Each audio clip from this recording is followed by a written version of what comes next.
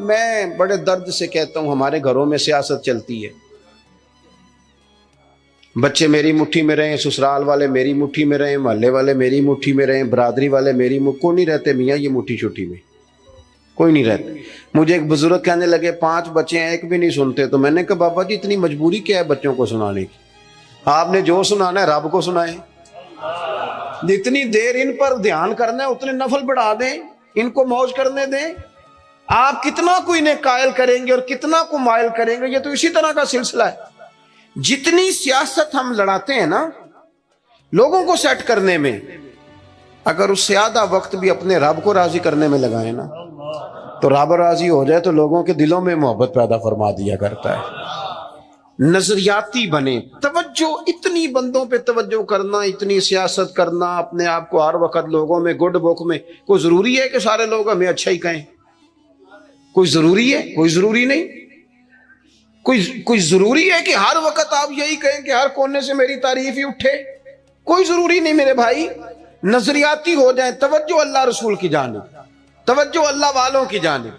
باقی یہ دنیا کی سیاست اس میں تھوڑی کمی بھی لائیں۔ دیکھیں رسول پاک صلی اللہ علیہ وسلم نظریہ کیا دیتے ہیں؟ ایک جنگ سے واپسی ہے، حضور آرام کر رہے ہیں، صحابہ تھوڑا سا ہٹ کے ادبن دور دور ہو کے لیٹ گئے، سرور کائنات علیہ السلام بھی آرام کرنے لگے تو تلوار اتار کے درخت کی ٹہنی سے لٹکا دی، حضور بھی آرام فرما۔ ایک بندہ آ گیا، تلوار اتار لی، حضور پر تان لی، اور محبوب علیہ السلام فرماتے ہیں آنکھیں سوتی ہیں دل تو میرا جاگتا رہتا ہے۔ اس نے تلوار تان لی۔ اللہ کرے میں آپ کو بات سمجھاؤں، بھئی اچانک کو یہاں بندوق رکھ دے، اس وقت ہم نے دیکھنا ہے کہ بلڈ پریشر کتنا ہو گیا ہے، پھر دیکھنا ہے کہ اس وقت خون کے مد و جزر کا کیا حال ہے۔ اچانک وہ دیکھو نا میرے عزیز، رات کو 2 بجے ویسے ہی چھت پہ بلی ہو اور بندے کو کوئی کہہ دے کہ چور ہے، تو مجھے بتائیں حال کیا ہوتا ہے؟ ویسے انسان کی نفسیات ہے نا۔ لیکن جو نظریاتی بندے نا، نظریاتی، ڈاکٹر نے کہہ دیا، ایک بندہ نظریاتی نہیں تھا، ڈاکٹر نے کہہ دیا تو ہفتے میں مر جائے گا، تو وہ 3 دنوں میں مر جاتا ہے۔ ایک نظریاتی ہے، ڈاکٹر نے کہا 1 ہفتے کے بعد آپ دنیا سے رخصت ہوں گے، تو اس نے کہا ڈاکٹر صاحب آپ جو کہہ رہے ہیں اپنے علم کے مطابق کہہ رہے ہیں، ہونا وہ ہے جو میرے رب کریم نے چاہنا ہے۔ یہ کئی سال بھی نکال سکتا ہے، شرط یہ ہے کہ ہم نظریاتی ہوں۔ ہماری سیاست ہی ختم نہیں ہوتی ہے کہ جگہ میں خود جاتا ہوں بندے راضی کر رہا ہوں، جہاں میں نہیں گیا وہاں بیٹا بھیجا، تو ولیمے پہ ہویا، چھوٹے بھائی سے کہا تو فاتحہ کہہ، سارا دن بندے راضی کرنے میں وہ پھر نہیں راضی ہوتے۔ حضرت مولا علی فرمایا کرتے تھے یہ اس طرح ہے جس طرح چرواہے کی بکریاں ہیں، ادھر والی گھیر کے لاؤ تو ادھر والی نکل جاتی ہیں، ان کو گھیرو تو ادھر والی نکل جاتی ہیں۔ تو ضرورت کیا ہے؟ رب کی جانب توجہ کرنا، اللہ پہ بھروسہ کرنا۔ اس نے تلوار حضور پہ تان لی، اور بھائی کیا ہوا ہے؟ آپ کو عرض کیا آپ خاموش ہوں، اللہ آپ کو خوش رکھے اور یہ آنا جانا بھی بند کریں، آپ کو اللہ تعالیٰ بڑی ساری جزائے خیر دے۔ کچھ بندے بزدل ہوتے ہیں، انہیں تقریر نہ بھول جائے کہیں۔ آپ میری بات سنیں، آپ کی مہربانی، اللہ آپ کو سلامتی عطا فرمائے۔ میں نے جتنی بات کر لی ہے شاید اتنی بھی نہ کروں، اس سے کم کروں، لیکن چاہتا یہ ہوں کہ میری نہیں ہے نا، اللہ رسول کی ہے، تو اللہ رسول کی بات اپنے دامن میں بڑا ادب رکھتی ہے۔ عزیز بھائیوں، اس نے تلوار حضور پہ تان لی، سرکار نے مقدس آنکھیں کھولی۔ تو میں بتا چکا ہوں کہ اگر ہم پر کوئی پستول تانے تو شاید سارا وجود کانپنے لگے۔ اس نے تلوار تانی، حضور کی مقدس آنکھیں کھلی، کہنے لگا آپ کو مجھ سے کون بچائے گا؟ قربان جائیں، حضور نے مسکرانا شروع کر دیا۔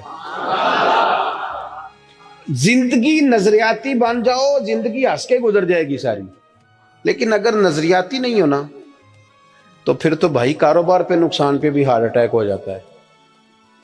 پھر تو میرے عزیز نوکری سے جواب ہو جائے تو لوگ مریض ہو جاتے ہیں شوگر کے۔ اگر آپ نظریاتی ہیں تو جی لیں گے۔ اس نے کہا کون بچائے گا؟ تو محبوب مسکرا کے فرمانے لگے یہ تو نے عجیب بات کر دی، مجھے میرا رب بچائے گا۔ اللہ کے نام میں طاقت ہے، اللہ کے نام میں قوت ہے، اللہ بچائے گا۔ بس حضور کی زبان نور سے یہ جملے نکلے، اللہ بچائے گا۔ ان لوگوں سے ڈرنا چاہیے جو اپنے فیصلے رب کے حوالے کرتے۔ اچھا وکیل کرنے کے پیسے نہ ہوں، سفارش کے پیسے نہ، اور معاملہ اللہ پہ چھوڑ دیں، ان سے ڈرو۔ انہوں نے سب سے بڑے کورٹ میں مقدمہ دائر کرا دیا۔ حضور فرمانے لگے رب بچائے گا۔ بس ان لفظوں میں کیا اثر تھا، بندہ کانپنے لگا، تلوار ہاتھوں سے گر گئی، سرکار نے اٹھا لی، فرمایا لو بھائی مجھے تو رب نے بچا لیا ہے، اب تو بتا تجھے کون بچائے گا۔ آپ زندگی میں اگر نظریاتی ہیں تو آپ زندہ ہیں، اور اگر آپ لگے ہوئے ہیں کہ اوہو کیا بنے گا، میری کون سنے گا، گاؤں چھوٹا ہے، میں بات کر بھی لوں گا تو کہاں پہنچے گی، تو کون ہوگا، تو کیسے ہوگا، تو یہ تو کمزوری ہے۔ آپ کے ذمے تو کہنا ہے، پہنچانا تو اللہ کریم کی بارگاہ ہے، کرم کے فضل کا نتیجہ ہے یہ۔ اللہ بچائے گا۔ اس کے ہاتھ سے تلوار گر گئی، حضور نے اٹھا لی، فرمایا مجھے تو رب نے بچا لیا ہے، اب تو بتا تجھے کون بچائے گا۔ کہنے لگا حضور میں نے سنا ہے آپ بڑے ہی معاف کرنے والے ہیں، آپ صحیح بتاؤ، ایک بندہ میرے اوپر تانے پستول، تھوڑی دیر کے بعد قابو آ جائے تو وہ مجھے کہے جی آپ تو نیک آدمی ہیں چھوڑ دیں، تو میں کہتا ہوں قابو آ گیا تو میں نیک ہو گیا ہوں، پہلے تو بندوق لے آیا تھا۔ لیکن یہ حضور سید عالم صلی اللہ علیہ وسلم کے ظرف کی، حوصلے کی، اور محبوب کے دل نور کی بڑائی دیکھو کتنا بڑا ہے۔ اس نے کہا سنا ہے آپ معاف کر دیتے ہیں، فرمایا تو نے سنا ہے، حضور سنا ہے، پھر مسکرا پڑے، فرمانے لگے جا پھر میں نے معاف کیا، ہو گئی بات ختم، معافی تو یہاں پہلے ہے سب سے، جا معاف کیا۔ ایک تو اپنی زندگی میں توجہ اللہ پہ کریں، یہ چھوڑ دیں اتنی زیادہ سیاست، اتنا بندوں کے پیچھے بھاگنا، یہ تو تھکا دیں گے، یہ تھکا دیتے ہیں۔ ان کی ایک خواہش پوری کرو تو یہ دوسری۔ میں آج ہی پڑھ رہا تھا، حضرت سعید ابن مسیب کہا کرتے تھے یا اللہ یہ بڑوں کی آرزوؤں سے بھی بچانا، ان کی آرزویں بڑی ہوتی ہیں، روز نہیں ایک آرزو۔ اور حضور دعا مانگا کرتے تھے، نبی کریم علیہ السلام مسند امام احمد بن حنبل میں موجود ہے، اللہ کے محبوب فرماتے تھے اے اللہ اس آرزو سے بچا جو آرزو ایک اور آرزو میں مبتلا کر دے، وہ خواہش جو اور خواہش میں ڈال دے۔ تو ایک تو توجہ اللہ پہ کریں۔ دوسری بات، زندگی کو بود و باش کو اس کو سادہ کریں۔ سرور کائنات صلی اللہ تعالی علیہ وسلم کا کمال یہ تھا کہ لوگ نا حضور کے ساتھ ڈیل کرنے میں آسانی محسوس کرتے تھے کہ حضور سے بات آسانی سے کی جا سکتی ہے، سرور کائنات بات سنتے ہیں۔ یہ جو ہمیں شوق ہے نا سہولتوں کا، یہ ضرور لیں، کوئی بھی سہولت منع نہیں، لیکن اپنے آپ کو سہولتوں کے ساتھ زندہ رکھنا ہے۔ ہم نے نا کچھ آسانیاں زیادہ جمع کرنی شروع کر دی اپنے ڈرائنگ روم میں۔ سردیوں میں ہیٹر ہے، گرمیوں میں اے سی ہے، اور ہر شہر ریموٹ کنٹرول ہے، اٹھنا نہ پڑے بیڈ سے، توبہ توبہ، اور واش روم بھی اٹیچ ہے۔ اتنی سہولیات جمع کرنا چاہتے ہیں، بس نہیں چلتا، ورنہ جو ہم لا سکتے ہیں وہ تو ضرور آتا ہے۔ اس سے زیادہ جب آپ اتنی آسانیوں کے عادی ہو جاتے ہیں نا میرے عزیز، تو پھر آپ نظریاتی نہیں رہتے، پھر آپ کو قابو کیا جا سکتا ہے، پھر تو ڈاکٹر کو بھی اے سی دے کے تحفے میں تو مرضی کی دوائی لکھوائی جا سکتی ہے۔ حالانکہ اس معاملے میں سفارت چلنی چاہیے، صحت والا معاملہ تو ٹھیک ہونا چاہیے نا، لیکن ڈاکٹر اگر بڑا ہے تو اسے چابی دیں کمپنی والے گاڑی کی، تو اسی کمپنی کی دوائی لکھ دے گا، اللہ ماشاء اللہ۔ جب آپ نظریاتی ہیں، تھوڑے پہ آپ کو گزارا کرنا آتا ہے۔ حضور صلی اللہ علیہ وسلم نے نا ہمیں اپنی سیرت کے تعلق سے جو دوسرا بڑا نظریہ دیا وہ یہ ہے، آپ کو میری باتوں کی سمجھ آ رہی ہے؟ جو نہیں بولتے انہیں بھی آ رہی ہے۔ حضور نے ہمیں اپنی سیرت نور سے ایک پیغام دیا ہے کہ دنیا میں تمہارے مکانات نہیں، تم نے یہاں رہنا ہے مسافروں کی طرح۔ تمہارے لیے نا عالی شان محلات اور تمہاری مرضی کی آسانیاں اور سہولتیں وہ ساری رب نے جنت میں تمہارے لیے تیار کی ہیں، وہاں تمہیں من چاہی چیزیں ملیں گی۔ یہاں تم نے مسافروں کی طرح، کن فی الدنیا کانک غریب و عابر سبیل، مسافر کی طرح، راہ گیر کی طرح وقت گزارنا ہے۔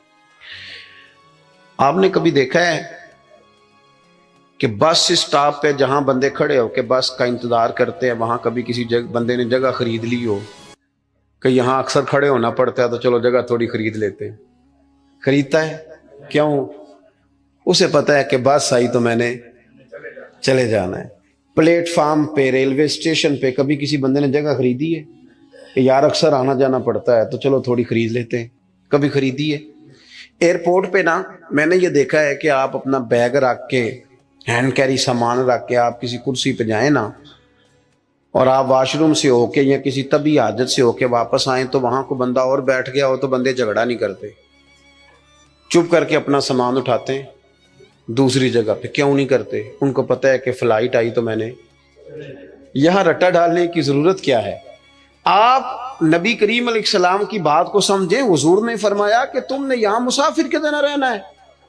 मुसाफिर को 2-2 मरले के लिए झगड़े खड़े करते हैं, वो कुछ 6-6 इंच के लिए रट्टे डालते हैं। उनको तो पता है कि हजरत इजराइल ने आना है और हमने चले जाना है।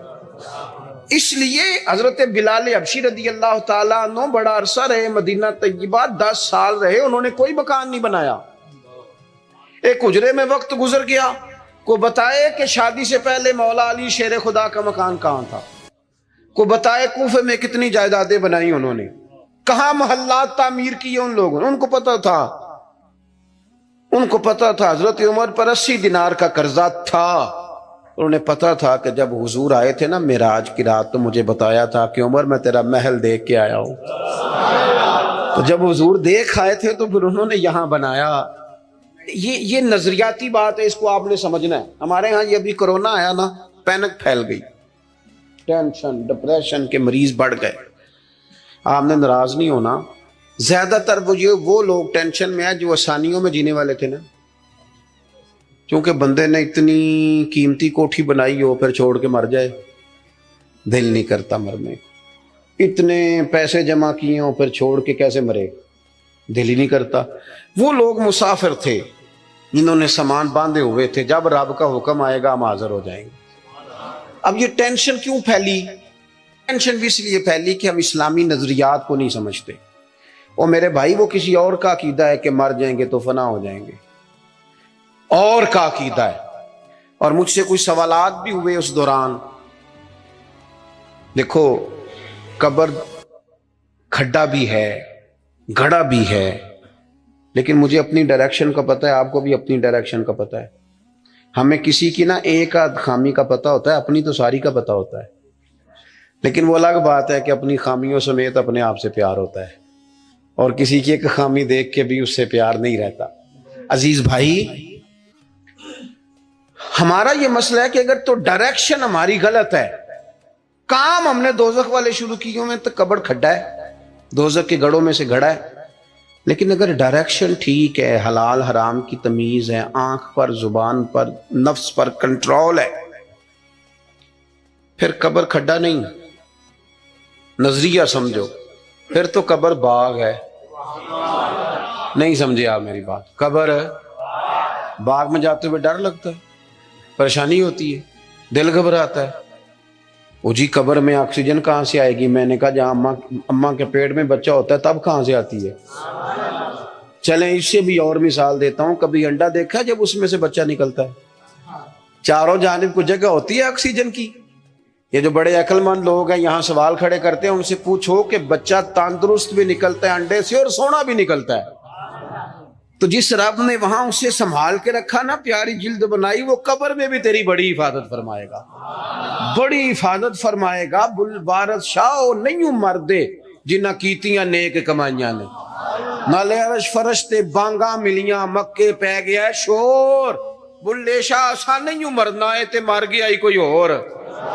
तो कोई और, ये क्या इकबाल भी कहते हैं, मौत को समझे हैं गाफिल इख्तिताम जिंदगी, ये है शाम में जिंदगी, फिर सुबह दवा में जिंदगी।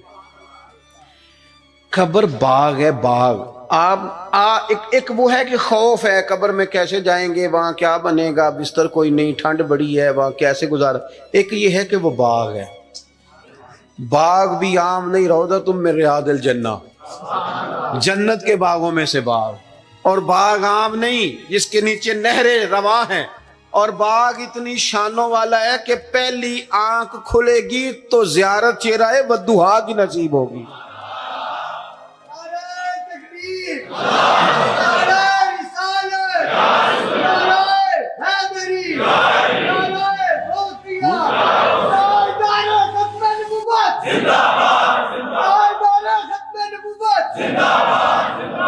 میری بات پر توجہ کر. جب آپ کا یہ نظریہ بن جاتا ہے نا کہ میرے لیے آگے بڑا کچھ ہے.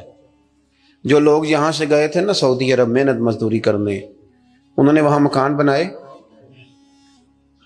میں نے دیکھا ہے کہ جس نے جو گیا تھا نا 35 سال پہلے جو کمبل خریدا تھا واپس آنے تک وہی کمبل ہے, اور وہاں بیٹھ کے اس کو پتہ ہے نا میرا گھر پاکستان میں ہے, تو یہاں وہ ٹائلیں بھی لگواتا ہے. حالانکہ آ کے سال میں رہنا 15 دن ہے 20 دن ہے, ٹائلیں بھی لگوا رہا ہے, تیاریاں بھی. کیوں؟ کسین بن گیا میرا اصل گھر ہے. یہ حضور ہمیں سوچ دیتے ہیں کہ تمہارا اصل گھر جنت میں ہے.